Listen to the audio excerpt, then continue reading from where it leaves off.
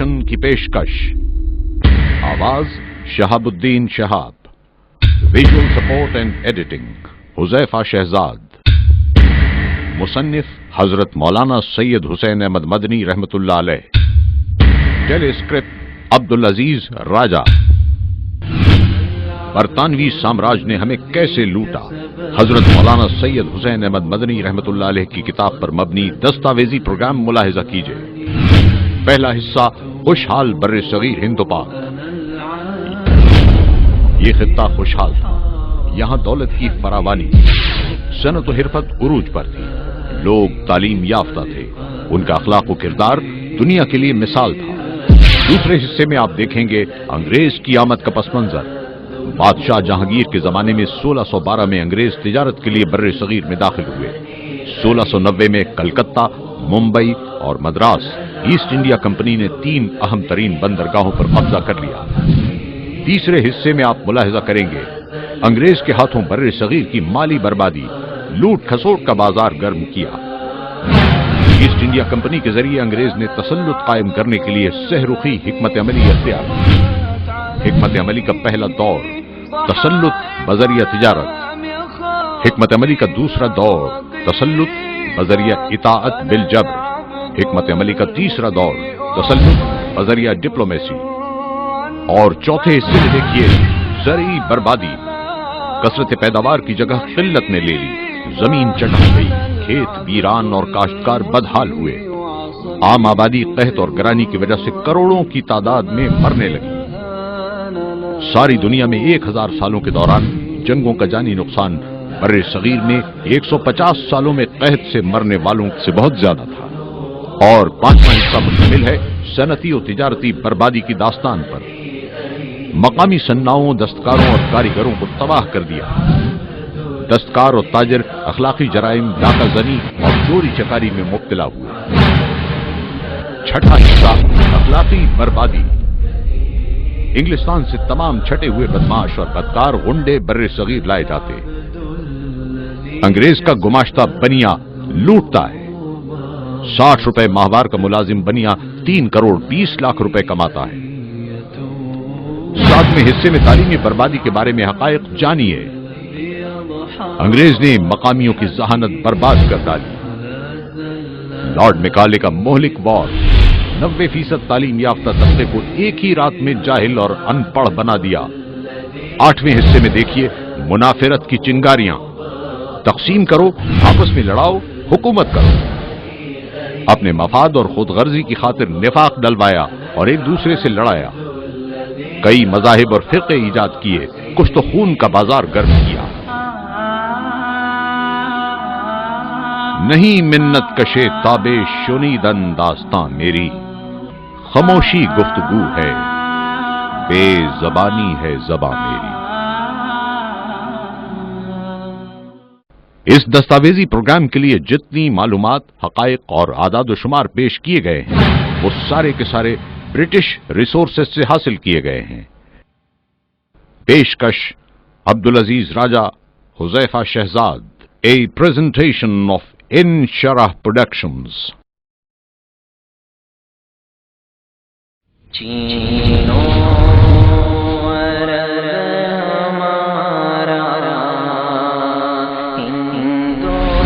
हजरत मौलाना हुसैन अहमद मदनी रहमतुल्लाह अलैह की तसनीफ पर मबनी बरतानवी साम्राज्य ने हमें कैसे लूटा।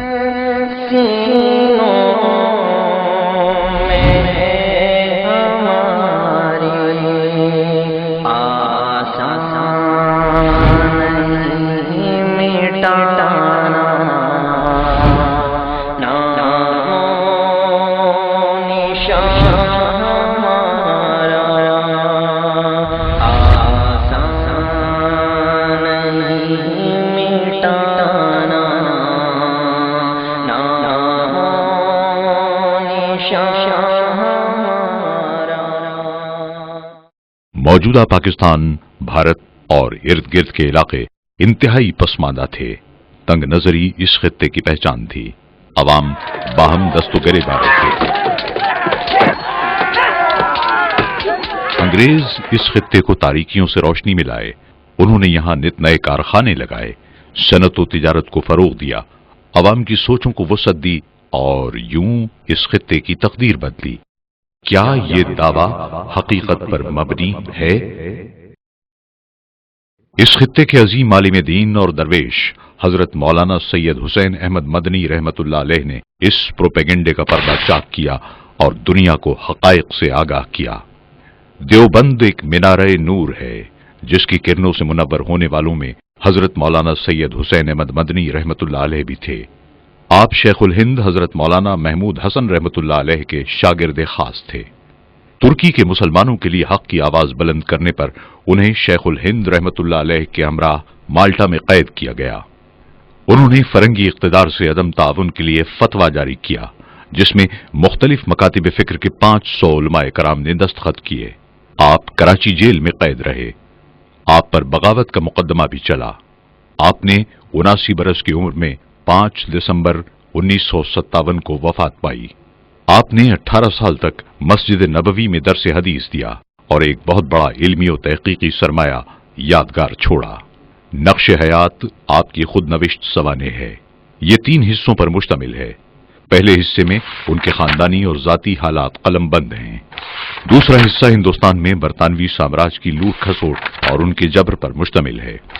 تیسرا حصہ بر صغیر پاک و ہند کے علماء کرام کی خدمات، آزادی کے لیے ان کی جدوجہد اور ان کے مجاہدانہ کردار کے موضوع پر مشتمل ہے۔ مولانا حسین احمد مدنی رحمت اللہ علیہ کی سوانح نقش حیات کے دوسرے حصے کو مختلف اضافوں کے بعد برطانوی سامراج نے ہمیں کیسے لوٹا کے عنوان سے شائع کیا گیا ہے۔ اس کا پہلا باب ہے انگریزوں کی آمد سے پہلے کا خوشحال ہندوستان۔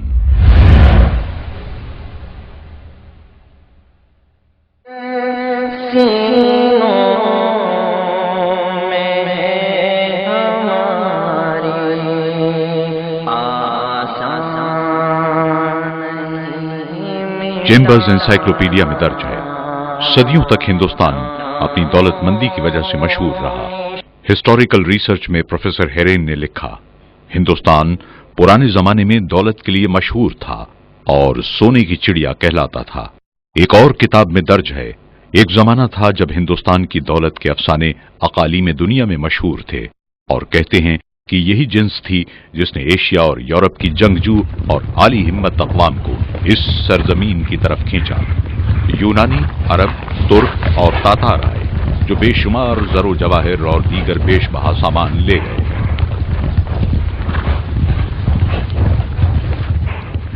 اکبر اعظم نے ہندوستان کو اپنا گھر قرار دیا اور پھر ہندوستان کی دولت ہندوستان ہی میں رہی۔ 1773 میں تقریباً 1000 اقسام کے سکے کم و بیش تمام ملک میں جا بجا رائج تھے۔ طلائی مہریں یعنی اشرفیاں 139 اقسام، طلائی ہن جو پگوڑا بھی کہلاتے تھے 61 اقسام، نقرئی روپے 556 اقسام کے تھے۔ شہنشاہ اکبر کے زمانے میں سونے کے سکے مہر شاہی 102 تولے سونا، آج کل کے حساب سے 1 کلو گرام سے زائد۔ دوسری اشرفی 90 تولے سونا، تیسری اشرفی 50 تولے سونا، چوتھی اشرفی 25 تولے سونا، پانچویں اشرفی 20 تولے سونا، چھٹی اشرفی 3 تولے سونا۔ اورنگزیب عالمگیر سری رارائے سلطنت ہوا تو اس نے آگرہ اور دہلی کے خزانوں کی پڑتال کا حکم دیا۔ چنانچہ 6 ماہ تک کئی ہزار نفوس چاندی کے سکے تولنے میں مصروف رہے اور معلوم ہوا کہ شاہی خزانے کا صرف 1 کونا تولا جا سکا ہے۔ اشرفیوں اور جواہرات کی نوبت ابھی تک نہیں آئی، چنانچہ اورنگزیب فوراً اس مہم کو بند کرا کے دکن کی مہم پر چلا گیا۔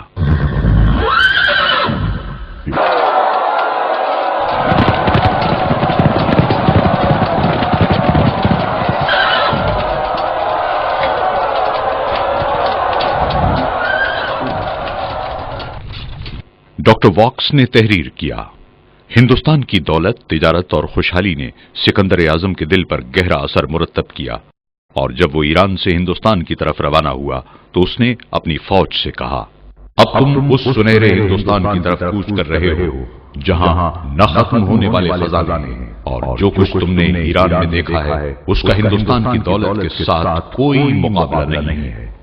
مقریزی نے کتاب الخطط میں لکھا ہے، شہنشاہ محمد تغلق ہر سال کپڑوں کے 2 لاکھ جوڑے और फौजियों के अलावा 10,000 घोड़े रियाया में तकसीम करते थे।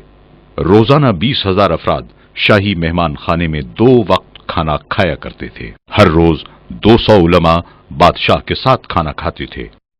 दिल्ली शहर में आम रियाया के लिए 70 शिफाखाने थे। मुसाफिरों के लिए 2000 मुसाफिर खाने बने हुए थे और 1000 मदरसे थे।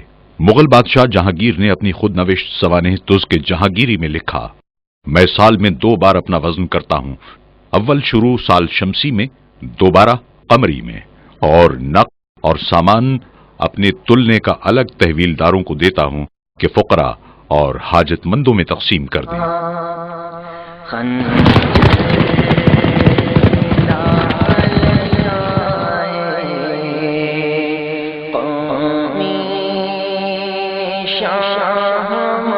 मेजर बासु ने लिखा, रियाया की खुशहाली और सरमायादारी के एतबार से भी मुसलमानों का दौर हुकूमत सोने के हुरूफ से लिखे जाने के काबिल है। दौलतमंदी और आराम और चैन का जो नक्शा मुगल बादशाह शाहजहां के वक्त में देखने में आता था, बिलाशुबा बेमिसल और बेनजीर था।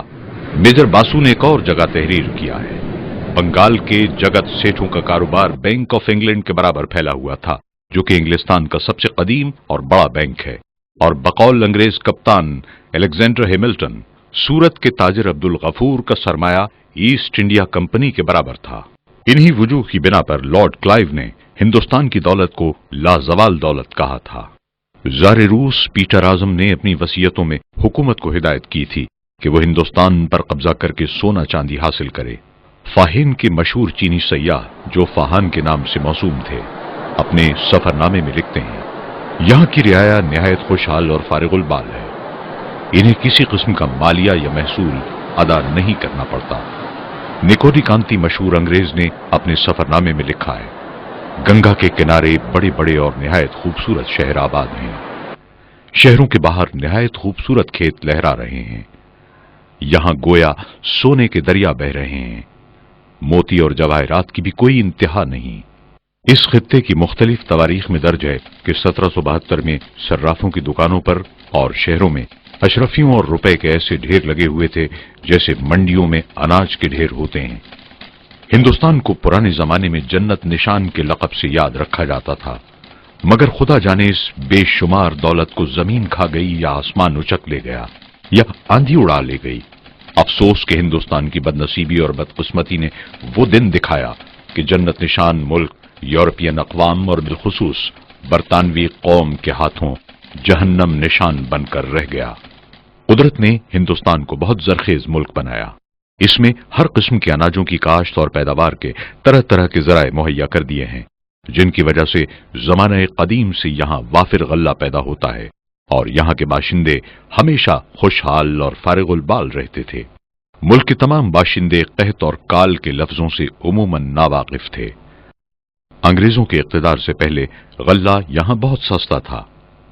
सर इलियट डाउसन तारीख हिंद जिल्द 3 में शहंशाह मोहम्मद तुगलक मरहूम के जमाने का भाव इन अल्फाज में लिखता है, गंदुम फी मन पुख्ता 9 आने, शाली धान फी मन पुख्ता 6.25 आने, चावल फी मन पुख्ता 9 आने, चना फी मन पुख्ता 3 आने, शकर सफेद फी मन पुख्ता 3 आने, मिस्री फी मन पुख्ता 3 रुपए 12 आने, बैल फरबा फी रास 2 रुपए, बकरी फरबा फी रास 1 रुपया, भैंस फरबा फी रास 2 रुपए, मुर्ग आधा आने, बकरी का गोश्त आधा आने।